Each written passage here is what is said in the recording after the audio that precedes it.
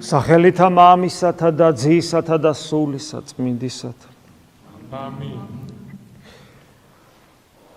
ადამიანთა ძალიან დიდი ნაწილი, რომლებიც საკუთარ თავს მორწმუნება თვლიან, მაგრამ ეკლესიასთან კავშირი არ აქვთ, მაგალითად საქართველოში. მრავალი მათგანი თვლის, რომ არის ქრისტიანი. ანუ ისინი ილუზიაში ცხოვრობენ. მაგრამ სამწუხაროდ არა მარტო ისინი არიან ამგვარ ილუზიაში, არამედ ისინიც, ვინც ეკლესიის წევრნი არიან. აღსარებელნი და მაზიარებელნი. ქრისტიანული ჯულის გარეგანად შევსრულებელი, აღსრულებელნი.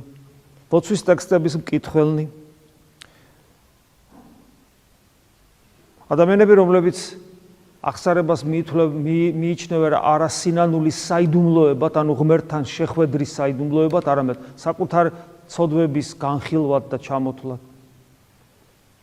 ადამიანები, რომლებიც ქრისტეს ხორცსა და სისხლის მიღებას თვლიან ავტომატურად ქრისტესთან ზიარებად, რაც ასე არ არის სრულებითაც არ არის ასე, ეს იუდას მაგალითზე გვაქვს ჩვენ. ანუ გარეგანი თავისთავად არაფერი, არც ცოდვების აღიარება, არც ქრისტეს უწმინდესი ხორცსა და სისხლის მიღება, არც ლოცვების ტექსტის კითხვა, არც ქრისტეს სხეულის ნომინალური წევრობა ნათლობით მირონცხებით და ზიარებით თავისთავად ჯერ სულაც არ ნიშნავს იმას, რომ ჩვენ ქრისტიანები ვართ ამ სიტყვის დიდი გაგებით. მით უმეტეს როგორ არც სამღვდელო ხარისხი სამივე საფეხურის დიაკვნობისა, მღვდლობისა და ეპისკოპოსობის. საერთოდ ჩვენ ძალიან ბევრ შემთხვევაში გარკვეული ილუზიებით ვიკვებებით ხოლმე. აი მაგალითად ადამიანს აქვს ქვეცნობიერი განცდა იმისა, რაც აქ თავისთავად ეკლესიის გარეთ მყოფ ადამიანებს მოხიბლულნი არიან საკუთარი კეთილი ცხოვრებით და ფიქრობენ, რომ ქრისტიანები არიან, მაგრამ იგივე გვემართება ჩვენ შიგნით მყოფ ადამიანებსაც და ჩვენი ცხონების შესაძლებლობას, ღმერთთან მყოფობას, სასופველში დამკვიდრებას გადავდებთ ხოლმე მერმისისთვის, ანუ გარდაცვალების შემდგომ პერიოდისათვის, როცა ვფიქრობთ, რომ ღმერთი მოწყალეა და არის ჭეშმარიტად ღმერთი მოწყალე, ღმერთს უყვარვართ და ჭეშმარიტად მას უყვარვართ, ღმერთი ჩვენი მამა და ჭეშმარიტად არის იგი ჩვენი მამა და ჩვენ ვთვლით აი ამ ყველაფერს, რაც ჩამოთვალე საკმარის პირობად იმისათვის, რომ ჩვენ ცხონდეთ. ოღონდ კიდევ ვიმეორებ, ეს ცხონება, ანუ ღმერთთან ყოფობა, თუ ეს მაინც გააზრებული გვაქვს, თორემ ზოგ შემთხვევაში ეკლესიის წიაღში ხშირად ესეც კი არ არის ხოლმე გააზრებული, რომ ცხონება ეს რაღაც ხორცელ მიწიერ სიამოვნებათა რაღაც უმაღლესი ხარისხი კი არ არის, არამედ ღმერთის შვილობა და ღმერთთან ყოფობა, ეს თუნდაც გააზრებული ქონდეს, ამ ყველაფერს გადავდებთ ხოლმე მარადისობისათვის. როცა ჩვენ გარდავიცვლებით და როცა ჩვენ ხორცს აქ დავტოვებთ საფლავში და სულით წარვსგებით ღვთის წინაშე. აქ ჩვენ ერთ შეცდომას ვუშვებთ სერიოზულად, მე ესე ვფიქრობ, რომ აი მაგალითად არსებობენ ანგელოზთა სამყაროში არსებობენ დემონური ძალები. ის ანგელოზები, რომლებმაც ღმერთ ზურგი შეაქციეს. ისინი იქ არიან და სულიერად არიან, სულიერი არსებანი არიან, რომლებიც ანგელოზის სული და ადამიანის სული, ვიცით რომ მსგავსია, ოღონდ ადამიანი კიდევ უფრო ღრმა არსება, როცა ის ხორცსა და სულის ერთობა, ეს ცალკე თემაა, მაგრამ ფაქტია, რომ მიღმიერ სამყაროში არსებობენ გონიერი სულები, რომლებმაც ძალიან მწყინვალედ იციან ღვთისმეტყველება, თეორიული. იციან როგორია ღმერთი. ყველაფერი ცოდნა, რაც ჩვენ გვაქვს, მათ ყველაფერი ძალიან კარგად იციან, წმინდა წერილი მწყინვალედ იციან. საუბარია დემონებზე, ეშმაკებზე, მაგრამ ისინი ღმერთთან არ არიან. ანუ შესაძლებელია ადამიანმა ყველაფერი იცოდეს, დანამდვილები ზუსტად ღმერთის შესახებ. ჩვენ რომ წმენა გგონია ხშირად, რომ წმენა რომ გგონია ღმერთის არსებობაში დარწმუნებულობა. დარწმუნებულებიც არიან და მეტნიც არიან. პირდაპირ წმინდა წერილი პირდაპირ გვასწავლის, გწამსო და დემონებსაც წამსო, ეშმაკებსაც წამსო. და შინიათ კიდევაც მისიო, მაგრამ ეშმაკებად რჩებიან.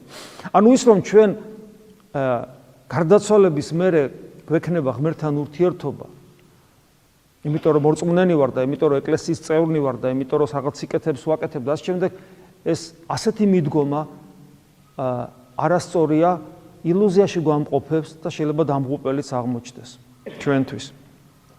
იმიტომ რომ წმინდა მამები როგორც ერთი ყველა იმას ამბობს დაყრდნობილი წმინდა სახარებაზე, რომ თუ ადამიანი არის მორწმუნე და თუ ადამიანი არის ქრისტიანი, მას ცოცხალი ღმერთის განცდა აქვე ამ სოფელშივე უნდა კონდეს და რაც მთავარია, ყველაზე მთავარია, იგი ვერ უნდა ეგუებოდეს იმას, რომ ღმერთს არ იცნობს, იმიტომ რომ ჩვენი ცხონების ქრისტიანული გაგებით ცხონება არის ღმერთთან პიროვნული ერთობა. იმიტომ რომ ვინც ვერ ცხონდება, უფალი მათ ეუნება, მე თქვენ არ გიცნობთ. და აი ამიტომ ჩვენ არ უნდა ვამყოფოთ ჩვენი თავი ამგვარ ილუზიაში. ჩვენ უნდა ობიექტურად დავინახოთ ჩვენი მდგომარეობა. რამდენად შეგვიძლია ჩვენ ვთქვათ, რომ ღმერთს ვიცნობთ, რამდენად შეგვიძლია ვთქვათ, რომ ჩვენ მასთან პიროვნული ერთობა გვაქვს. და რას ვაკეთებთ იმისათვის, რომ ჯერ ეს დავინახოთ, გვაქვს თუ არა გვაქვს. და თუ არა გვაქვს, რას ვაკეთებთ იმისათვის, რომ ჩვენ ეს გვქონდეს. წეგან გარეგანის ჯული ვახსენეთ, ჩვენ ხშირად ვახსენებთ გარეგანის ჯულს, როცა ადამიანი ყველაფერს კიდევ ვიმეორებ. მონათრულიც არის, მირონცხებულიც არის. 99%-მა მონათრულობისა და მირონცხებული ადამიანებისა არც კიცის ეს უბრალოდ რა არის და რას ნიშნავს, რომ არის მონათრული და რომ არის მირონცხებული.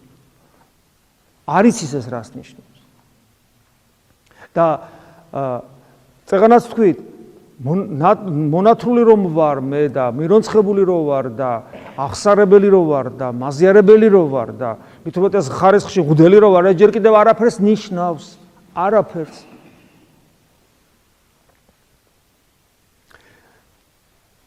ამ ყველაფრის შემხედვარებ ადამიანი ფიქრობს, რა უნდა გავაკეთო იმისათვის, რომ ეს ყველაფერი ჩემში გაცოცხლდეს. ანუ ჩემს ცხოვრებაში რეალურად აქტუალობა შეიძინოს, ჩემთვის ხელმოსაკედი, მნიშვნელოვანი გახდეს, ის არ დარჩეს ჩემს გარეში არსებულ ობიექტურ სინამდვილედ, რომელიც მე არ მეხება. და მე რო არ მეხება, ჩანს იქიდან, რომ მე მისი განცდელი არა ვარ. მე არ ვლაპარაკობ ხიბლის მდგომარეობაზე, როცა ადამიანი აჟიტირებული, როცა მას აჟიტირებული მდგომარეობაში, როცა ნერვიული სისტემა გარკვეულ მდგომარეობაში იმყოფება, გარკვეულ მდგომარეობით აღზნებულია და მას ეგზალტირებული მდგომარეობა აქვს და ესეთი რელიგიურობა, მცრუ რელიგიურობა მიცის ამგვარი ეგზალტირება ადამიანის. ფანატიზმი, ეს ძალიან მძიმე მდგომარეობა. ადამიანი შეიძლება წავიდეს სიკვდილზე, ტყვიაზე, სხვა სააფეთქოს, თავისთავად აიფეთქოს, რაღაც საშინელებები გააკეთოს. ესეთი ადამიანები, როგორც წესი, ტირანები ხდებიან გარშემოყოფთათვის. მათ არა აქვთ აი ის ყველაზე მნიშვნელოვანი მახასიათებელი ქრისტიანისა, როცა უფალი ამბობს, ისწავლეთ ჩემგან, შვიდ ვარ და დაბალ გულით. ეს არის უმთავრესი ნიშანი იმისა, რომ შენ ქრისტესი ხარ და არა რაღაც ეგზალტირებული რელიგიურად დაავადებული, შეიძლება ასე თქვას, ფანატიზმით შეპყრობილი ადამიანი. ხო და აი, როდესაც ჩვენ საუბრობთ იმაზე, რომ ობიექტურად სინამდვილე ჩვენ წინ არის, ჩვენ გვწამს ესე, აქ იმიტომ ვართ, ხო სწორია, ეს რო აქ გვწამდეს, მაშინ აქაც არ ვიქნები. რამდენად ხდება აქტუალური ეს ობიექტური სინამდვილე თითოეული ჩვენგანის ცხოვრებაში. რამდენად ჩვენ ვართ ამის გამცდელნი, რამდენად ვემსგავსებით ჩვენს ტკბილ იესოს სიმშვიდეში და სიმდაბლეში. და რამდენად გვაქვს მისი ცოცხალი განცდა, რამდენად არის ჩვენი გული გადაქცეული წყაროთ ცოცხალი წყლისა, ანუ მადლისა. ეს ეხება აბსოლუტურად ყველაფერს. თქვათ ლოცვებს, აი მამაო ჩვენოს ამბობს ადამიანი. რამდენად ცოცხალია ჩვენთვის ეს სიტყვა. რამდენად ვაცოცხლებთ ჩვენი ცხოვრებით ამას. მამას რო ეუნები ღმერთს და რამდენად ხარ მისი შვილი, ოღონდ კიდევ მიმეორებ, არა თეორიულად, არამედ განცდით. რამდენად არის ჩვენთვის აღსარება სინანულის საიდუმლოება, ანუ მეტამორფოზ, რო ვთარგმნოთ, მეტამორფოზის საიდუმლოება. საიდუმლოება მისტიკას ნიშნავს. მეტამორფოზის საიდუმლოება, ანუ ჩემი შინაგანი მეტამორფოზით ღმერთთან შეხვედრის შესაძლებლობა აღსარება. სინანული და აღსარება ამის ვერბალიზაცია, გარეგანი გამოვლინება არის. რამდენად შეესაბამება ეს საიდუმლოება ჩემს მდგომარეობას, როცა მე აღსარებას ვამბობ. რამდენად უერთდები მე ღმერთს სამყაროს შემოქმედს, როცა მე ქრისტეს ხორცსა და სისხლს ვიღებ. და რამდენად შევდივარ დიალოგში ღმერთთან, როცა მე მას ვესაუბრები, რამდენად ცოცხალია ჩემთვის ეს სიტყვები, როცა მე მას მამას უწოდებ და როცა მე მას რაიმეს ვეუბნები. რამდენად დიალოგის რეჟიმში ვარ, რამდენად ვახერხებ, რომ მე მას უსმინო.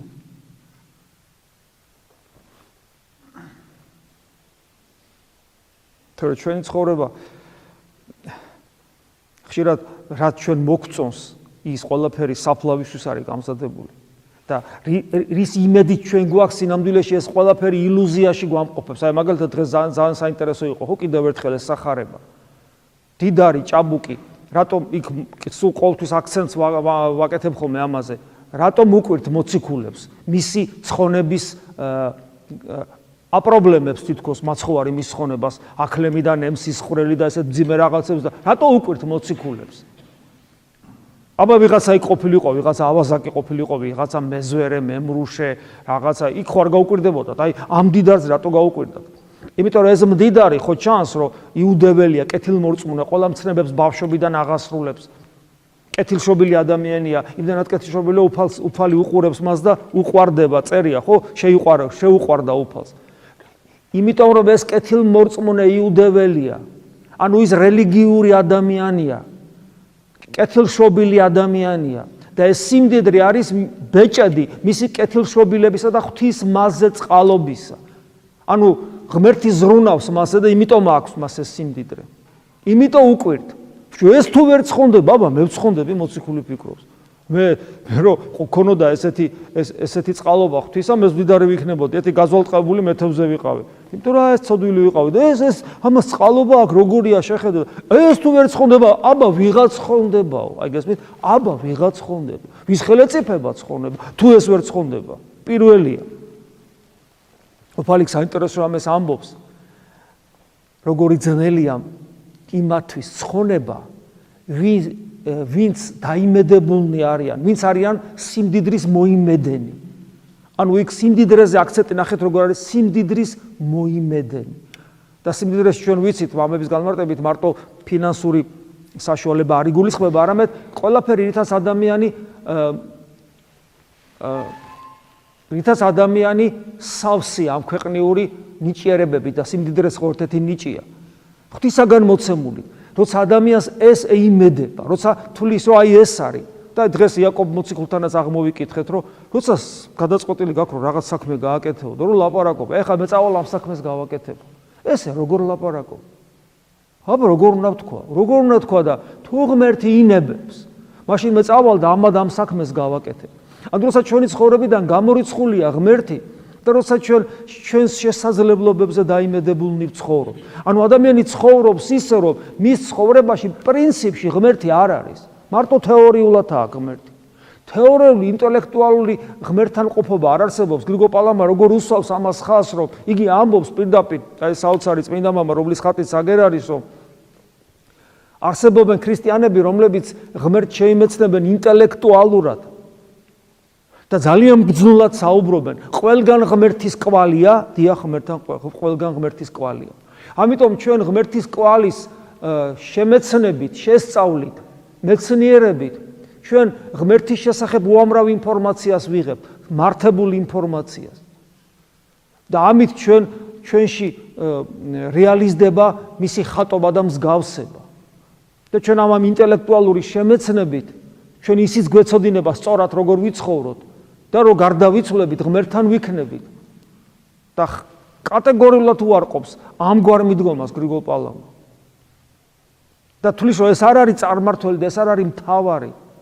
მთავარი ღმერთის კვალის დანახვა და მისი შემეცნება და შესწავლა და ამით ღმერთის შესახებ მსჯელობა კი არ არის, არამედ ამ ყველაფრის მიღმა ღმერთთან პიროვნული შეხვედრა და სხვადასხვა რაღაცა. ქრისტიანები საუბრობთ არა ღმერთზე, არამედ ღმერთთან. და თუ ღმერთთან საუბრობთ, როგორ შეიძლება მოგვიბრუნდეს, ენადა ვთქვათ, რომ ღმერთთან ურთიერთობა ჩვენს მიერ განუცდელია.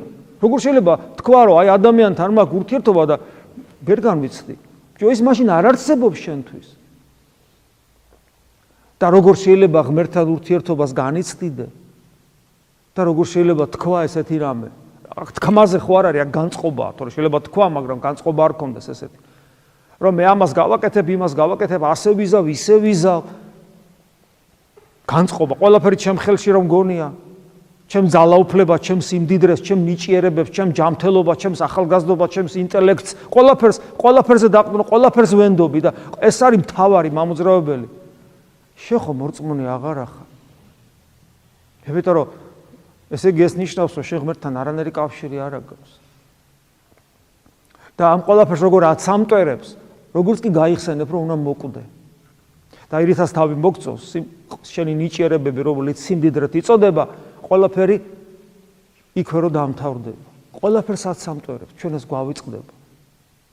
და სულით წარვდგები ღვთის წინაშე, მომავალ აღდგომამდე, სანამ უფალი დიდები დაბრუნდება და უკვე მაშინ განისაზღვრება ჩემი მომავალი ხვედრი. და თუ მე ვარ ის სული, რომელმაც იცის რომ ღმერთი არის, მაგრამ მას არ იცნობს. ხომ გავს ესეთი სული ეშმაკს, რომელმაც იცის რომ ღმერთი არის, ყველაფერი იცის მის შესახებ, მაგრამ მასთან პიროვნული ერთობა არ აქვს, ანუ მას არ იცნობს. ამიტომ არის, რომ ჩვენი ცხოვრება ამ ქვეყნიური უაღრესად საპასუხისმგებლო. ამიტომ თითოეული ჩვენგანის ქმედება, რასაც ჩვენ აღვასრულებთ აქ ტაძარში, თუ ტაძრის გარეთ, რასაც ჩვენი ქრისტიანული ცხოვრების წესი ქვია, დაწყებული უბრალო ლოცვის აღვლენით, დამთავრებული ადამიანთან ურთიერთობით და ასევე რა თქმა უნდა საიდუმლოებებით, ეს ყველაფერი ობიექტურად არსებული რეალობებია, ღმერთისაგან მოცემული ჩვენთვის, მაგრამ ამ ყველაფრის გაცოცხლება უნდა მოხდეს ჩვენში, რომ არ დარჩეს ეს ყველაფერი ჩემს მიღმა არსებულ ობიექტურად არსებულ სინამდვილედ, რომელსაც ჩემთან რეალური კავშირი არ აქვს. ჩაუფიქრეთ ძალიან ღრმად ჩვენს ცხოვრებას და დღემუდამ ყოველწამიერად ჩვენი გული იყოს ჩართული რეჟიმში, რომელსაც ქვია ღმერთის ძიება. რასაც არ უნდა ვაკეთებდეთ, სულ ერთია, რა პროფესიისაც არ უნდა იყო, რასაც არ უნდა საქმიანობდე, დაოჯახებული, დასაოჯახებელი, მონაზონი თუ ერის ადამიანი, ექიმი თუ ინჟინერი თუ პედაგოგი თუ ბიზნესმენი თუ გინდა კოსმონავტი იყავი, სულ ერთია, არა თუ გინდა პოლიციელი, არანაირი მნიშვნელობა არ აქვს. პარლამენტარიც იყავი თუ გინდა. არანაირი მნიშვნელობა არ აქვს. შენი გული იყოს პარალელურ რეჟიმში ჩართული, სულ ღმერთს ეძებდეს. შესაძლებელია ეს? ვიღაცა იკითხავს. დიახ, შესაძლებელია. დიახ, ეს რომ შესაძლებელი არ იყოს, პავლე მოციქულს არ ამოუვიდოდა პირიდან მოუკლებლივი ლოცვიდათო, მაგას ნიშნავს ეს. არ აქვს მნიშვნელობა, კიდევ ვიმეორებ, შენ რა სოციალურ მდგომარეობაში ხარ. არანაირი მნიშვნელობა არ აქვს ამას საერთოდ. და ვისწავლოთ, რაც წინა შეხვედრაზეც გითხარით, ვისწავლოთ, რომ ჩვენთვის სიცოცხლე იყოს ქრისტე. ამას ჭირდება სწავლა, აღარ არა ინტელექტუალური. ამას ჭირდება სწავლა, რომელსაც მთელი ცხოვრება უნდა მიუძღვნა, რომ ჩვენთვის სიცოცხლე იყოს ქრისტე. შეგვეწიოს უფალი. ამინ. მადლი უფლისა ჩვენისა იესო ქრისტეს და სიყვარული ღვთისა და მამისა და ზიარება სულისა წმინდისა იყოს თქვენ ყოველთა თანა. ამინ. ამინ.